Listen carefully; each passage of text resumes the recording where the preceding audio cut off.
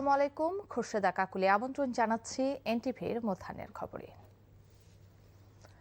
7 বছরের শিশু রামিসাকে ধর্ষণের পর হত্যার ঘটনা নির্মমতার সব মাত্রাকে ছাড়িয়েছে।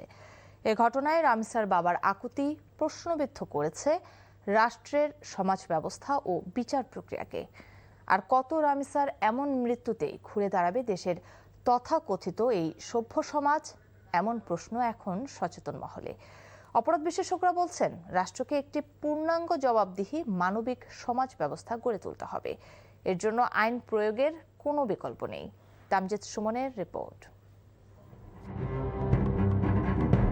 পৈশাচিক লালসার বলি হয়ে অন্ধকার ফ্ল্যাটে যখন 7 বছরের শিশু রামিসার প্রাণ কেড়ে নেওয়া হচ্ছিল, দরজার বাইরে দাঁড়িয়ে তখনও কিছুই আঁচ করতে পারেননি রামিসার মা। পাশবিক অত্যাচার শেষে শিশুটির দেহকে বিচ্ছিন্ন করা হচ্ছিল, তখনও মেয়ের খোঁজে কড়া নাড়ছিলেন মা। কিন্তু পাষাণ মনে বিন্দুমাত্র মায়া হয়নি খুনি দম্পতির।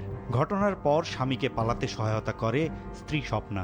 যখন দরজা খুলে ভেতরে প্রবেশ করেন রামিসার পরিবার, ততক্ষণে জীবন্ত রামিসার নিথর দেহ উদ্ধার হলো কয়েক খণ্ডে। এমন বিভৎসতা দেখে শিউরে উঠেছে খোদ পুলিশ কর্মকর্তারাও। শিশু রামিসাকে হারিয়ে পাগল প্রায় বাবা আব্দুল হান্নান। সন্তান হারা এই বাবার আকুতি আর প্রশ্নের জবাব কোথায়? 1 লক্ষ, 5 লক্ষ, 20 লক্ষ টাকা দিয়ে কোনো দামি উকিল দিয়ে আপনারা জামিন করে নেবেন। বিচারহীনতার এই সমাজে রাষ্ট্রের কাছে বিচার চাইতেও কুণ্ঠাবোধ করেন রামিসার বাবা। সমাজ ব্যবস্থা, নীতি ব্যবস্থা, আমাদের আইন ব্যবস্থায় যা আছে তাই। এর বাইরে আমি কি চাব? কয়টা বিচার করছেন আপনারা? কয়টা উদাহরণ আছে আপনাদের কাছে? সমাজের এই অবক্ষয় ব্যাখ্যা করতে এখন অনেকটাই বিব্রত ও হতাশ অপরাধ বিশেষজ্ঞরা। তাদের মতে, বাংলাদেশে এখনও প্রকৃত সমাজ ব্যবস্থা গড়ে ওঠেনি। আইনের শাসনের অভাব আর বিচারহীনতা অপরাধ প্রবণতাকে আরও বাড়িয়ে তুলেছে। যতক্ষণ পর্যন্ত বা যতদিন পর্যন্ত একটি দেশের নিজস্ব একটি জীবন ব্যবস্থা তৈরি না হয়, ততদিন পর্যন্ত সেই রাষ্ট্র এই ধরনের অস্থিরতার মধ্যে থাকে। আমরা সংবিধানে খুব এগিয়ে থাকা দেশ, আইন কানুনে খুব এগিয়ে থাকা দেশ, কিন্তু আপনি বাস্তবায়নের সূচিকে যদি আমরা বোঝার চেষ্টা করি, আমাদের অবস্থান একেবারে তলানিতে। আইন যখন যে প্রশ্নে অথবা অপরাধ নিয়ন্ত্রণের প্রশ্নে যখন নিবু নিবু করে চলে, তখন সকল ধরনের অপরাধ প্রবণতা বেড়ে যায় এবং নৃশংস কায়দায় সেটা বেড়ে যায়। ধর্ষণ ও হত্যার মতো জঘন্য অপরাধ কমাতে হলে দ্রুত সময়ের মধ্যে শাস্তি নিশ্চিত করে দৃষ্টান্ত স্থাপন করতে হবে বলে মনে করেন এই অপরাধ বিশেষজ্ঞ। যে একটা মামলা হলো, অভিযুক্তকে গ্রেপ্তার করা হলো, এর মানেই হলো বিচারের অর্ধেক হয়ে গেল, তাহলে কিন্তু আমরা ভুল জায়গায় আছি। বিচারটা শেষ করে সেটা উদাহরণ আকারে উপস্থাপন করা, তাতে যেটা হবে, এই ধরনের অপরাধের প্রবণতাগুলো কিন্তু বন্ধ হবে এবং এই ধরনের অপরাধ মনস্ক যারা ব্যক্তি আছে তারা কিন্তু সতর্ক থাকবে। রামিসা হত্যার ঘটনায় গ্রেপ্তার সোহেল রানা আদালতে দোষ স্বীকার করে জবানবন্দি দিয়েছেন। তাতে থোড়াই কেয়ার অপরাধীর। রামিসার বাবা মনে করেন, হয়তো অন্য সব ঘটনার মতোই বিচারহীনতার বেড়াজালের শিকার হবেন তিনি। বিচারহীনতার সংস্কৃতি কুরে খাবে সমাজকে। Tamjid Suman, NTV news, Dhaka. রামিসা হত্যাকাণ্ডের দ্রুত বিচার নিশ্চিত করে বিচার বিভাগের উপর জনগণের আস্থা ফিরিয়ে আনার বিশ্বাস দিয়েছেন বিএনপির স্থায়ী কমিটির সদস্য সেলিনা রহমান। রাজধানীর পল্লবীতে শিশু রামিসার বাসায় গিয়ে তার পরিবারের সদস্যদের সান্ত্বনা দেন তিনি। রামিসার বাবা, মা ও বোনের সাথে সাক্ষাৎ করে তাদের সমবেদনা জানান সেলিমা রহমান। তিনি বলেন, সরকারকে অস্থিতিশীল করতে একটি চক্র পরিকল্পিতভাবে একের পর এক শিশু ধর্ষণ ও হত্যার ঘটনা ঘটাচ্ছে।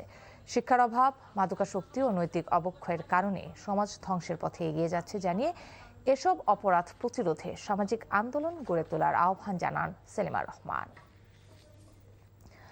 শিশু রামিসা ধর্ষণ ও হত্যাকাণ্ডের বিচারের দাবিতে মানববন্ধন করেছে গুলশান সোসাইটি। গুলশান 2 নম্বর গোল চত্বরে অনুষ্ঠিত মানববন্ধনে বক্তারা বলেন, বিচার বিলম্বিত হলে ভবিষ্যতে এ ধরনের ঘটনা আরও ঘটবে। এজন্য যত দ্রুত সম্ভব এ ঘটনায় অভিযুক্তদের সর্বোচ্চ শাস্তি নিশ্চিতের দাবি জানান তারা। বক্তারা অভিযোগ করেন, এ ধরনের ধর্ষণ ও হত্যাকাণ্ডের পর প্রতিবারই আইনের ফাঁকফোকর দিয়ে অপরাধীরা পার পেয়ে যায়। এর পেছনে বিচারের দীর্ঘসূত্রতাকে দায়ী করেন তারা। আর এজন্যই শিশু রামিসার উপর বর্বর নির্যাতন ও হত্যাকারীর দ্রুত বিচার নিশ্চিত ও কার্যকরের দাবি তাদের।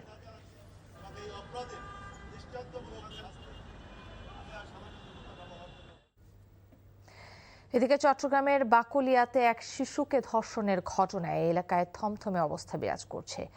আটক মুনিরকে আজ আদালতে তোলার কথা রয়েছে। গতকাল সন্ধ্যায় বাকুলিয়া থানার চেয়ারম্যান ঘাটা এলাকার এই ঘটনার খবর পেয়ে পুলিশ গিয়ে অভিযুক্ত মুনিরকে আটক করে। অভিযুক্তকে জনতার হাতে তুলে দেওয়ার দাবিতে বিক্ষুব্ধ জনতা সড়কে অবস্থান নিয়ে পুলিশের গাড়ি আটকে রাখে। এক পর্যায়ে পরিস্থিতি নিয়ন্ত্রণে আনতে পুলিশ ফাঁকা গুলি ছোড়ে। বিক্ষুব্ধ এলাকাবাসী পুলিশের একটি গাড়িতে আগুন দেয়। পরিস্থিতি নিয়ন্ত্রণে আনতে পুলিশ ফাঁকা গুলি ছুড়লে অন্তত 15 জন আহত হয়।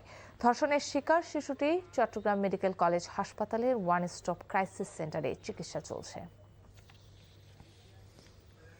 ঈদুল আজহার আগে রামিসা হত্যাকাণ্ডের বিচার নিশ্চিত না হলে স্বরাষ্ট্রমন্ত্রীর পদত্যাগ চায় ইসলামী ছাত্রী সংস্থার নেত্রীরা। জাতীয় প্রেস ক্লাবের সামনে আয়োজিত মানববন্ধন থেকে এ দাবি জানায় তারা। এ সময় সংগঠনটির নেত্রীরা বলেন, রামিসা ও আসিয়া হত্যার বিচার নিশ্চিত না হলে এ ধরনের ঘটনা আরও বাড়তে পারে। তারা ধর্ষক ও নারী শিশু নির্যাতনকারীদের রাষ্ট্রীয়ভাবে প্রকাশ্যে বিচার কার্যকরের দাবি জানান। মানববন্ধন থেকে রামিসা সহ সকল নারী ও শিশু হত্যাকাণ্ডের দ্রুত বিচার নিশ্চিতের দাবিতে 3 দফা দাবি তুলে ধরা হয়। পাশাপাশি নারী ও শিশু সহিংসতা প্রতিরোধে শিক্ষা প্রতিষ্ঠানে নৈতিক শিক্ষা ও সচেতনতামূলক কর্মসূচি চালু সহ 4 দফা প্রস্তাবনা পেশ করে সংগঠনটি।